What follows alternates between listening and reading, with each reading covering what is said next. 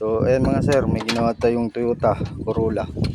So ayan, ibang klaseng makina to mga sir, kasi di siya gaya nung 4EF na makina.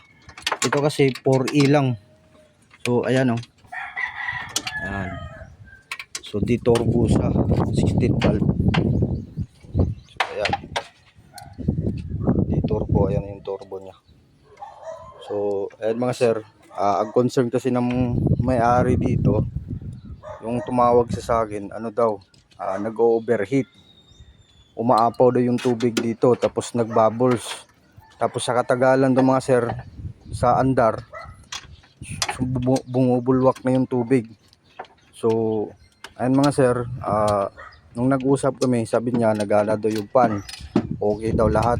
Pero nagtanong na daw siya, may mekaniko na daw tumingin dito, ano daw, wala naman daw problema sa mga pan, nagana daw. So ngayon nagiging problema ang pan lang, kaya nag-overheat. Oh sige sir, doon lang muna dito. So ayan, ang pan ang nagiging problema ay walang supply. So di umikot yung pan, kaya nag-overheat. So ngayon naman yung pan, i-rewiring natin. Tapos yung red selector naman, kasi yung ito,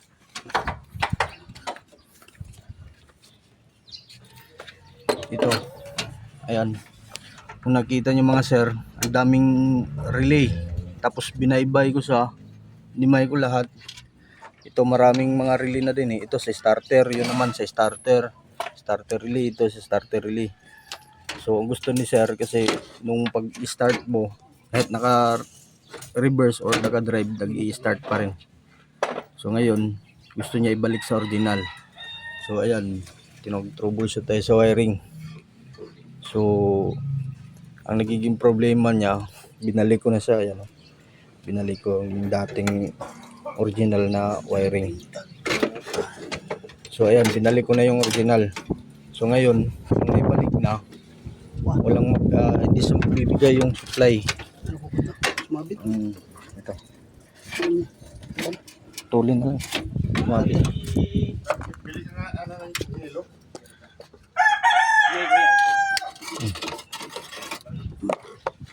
So ayan,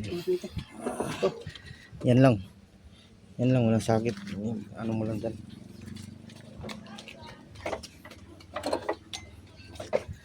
Ito sa red selector, hindi siya magbibigay ng supply bukod sa starter. So ibabalik natin sa original yan. So ayan mga sir, naitanggal na namin yung inhibitor switch. So try natin ito i-troubleshoot kung bakit pag start nya ayaw siyang magbigay ng supply. So ayan, try natin itong i-recta mga sir. So ayan, Toyota. So ayan, malinis na, kakatapos lang na ikabit. So ayan, try na natin kabit to. So ayan mga sir, may ginawa tayong Toyota 4E, pero yung makina niya mga sir di turbo. So ayan, ayan, umandar na yan. Ano, so ito, di na tayo di na tayo ang nagkabit nito, iba na. Ang ano ko lang, na umandar na mga sir, kasi ang concern na may-ari, kahit naka-reverse siya or naka-drive, may start pa rin. So naibalik na natin sa normal niya. So ayan,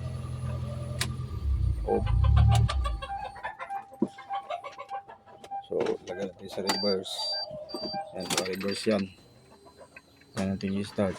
So ayan, wala, ay sa mag-start. Pag naka-neutral,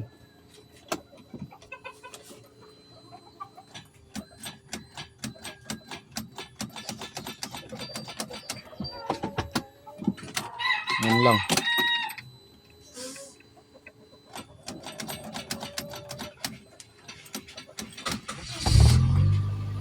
Pratagal. starter. Starter ano? Oo, starter. So, ayan, naibalik na natin sa original. Dapat original na So, ayan, malinis na. Hanap ka ba ng original? Oh, yung ano? Ay, hindi. Kahit yan, sasampol mo lang yan. Original din yan, pero ang problema, surplus lang. So, ayan. Nung, ano, maraming mga relay.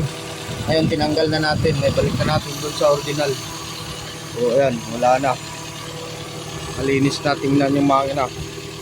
Tapos bababa na din yung idle. So nakapagtaka mga sir kasi yung battery andito sa loob. Ayan o.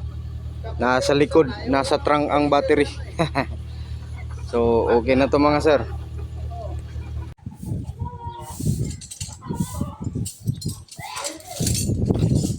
So ayan mga sir. Natapos na din.